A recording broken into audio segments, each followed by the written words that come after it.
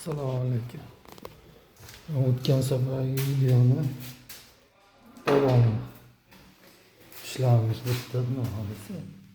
Bitta ustalarni ham natijnoy manerlar ozgina ishlari bor.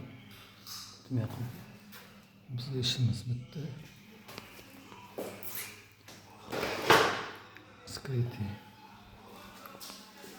Holat.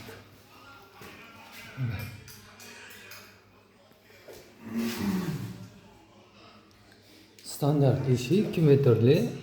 Buna og'ir eshik emas, o'rtacha. Ikkita bo'ladi. Men shu plintuslarni rezinkali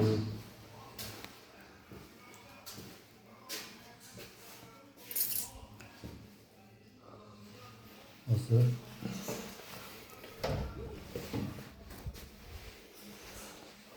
ochilib yopilishlar zo'r hammasi. Qo'lga chiqmoq.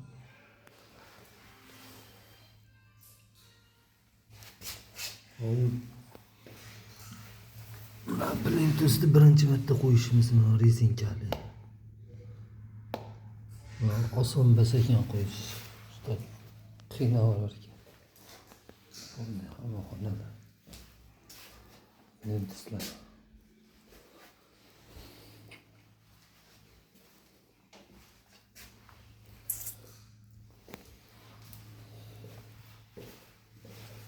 Oshxona.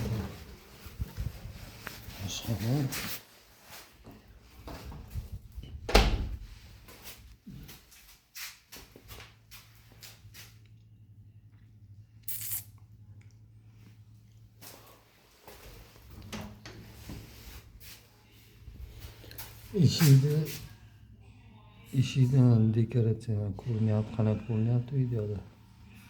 Ko'rinyaptimi? Eshikni materiali bilan plintusni materiali bir xil.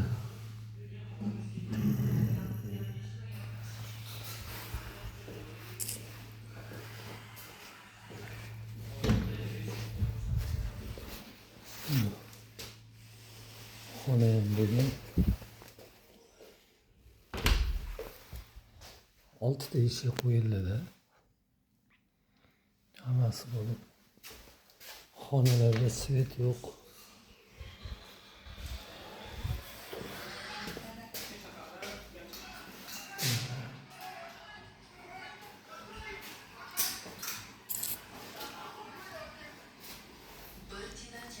Qo'llar ancha qiyshiq ekan.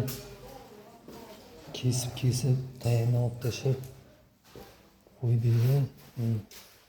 O'tgan safar oldingi videoda ko'rsatdim. Tayin to'g'rilab chunchi.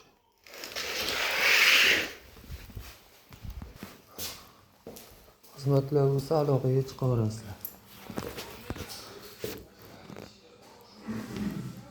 Mana eshikni ko'rsatdim sizlarga. Tayinolda tepasi 2,5 sm chiqib ketgandi. Aytdim. Buni daborni kesib, dabordan shunaqa qilib chiqardim uni. Fasga kiritib eshiklar.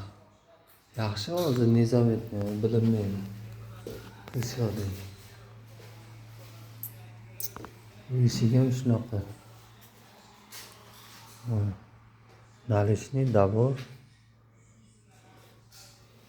Коробка.